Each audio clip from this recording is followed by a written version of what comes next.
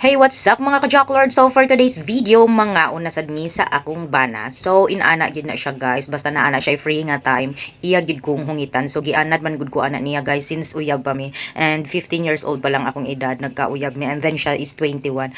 So, sa dihang nakatilaw na ko sa iyang lubi-lubi guys, mao to nagstay put na jud ko niya. Kay nahadlok na jud ko. Kay syempre, nabungkag na nga ako ang watermelon. Charot! Pero never gid kong nagmahay guys nga ni unong og gipakaslanin akong lakiha guys kay before ang tanan good gipangayo nako sa Ginoo sa una nga kung maabot man ang panahon nga magminyo ko sana number 1 tagay ko gwapo unya puti unya taas.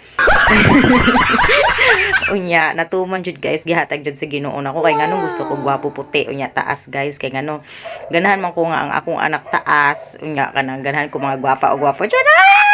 So, nagyatag sa Ginoo. So, super happy. Kaya ko super duper happy. Thank you for everything, Daddy. I love you.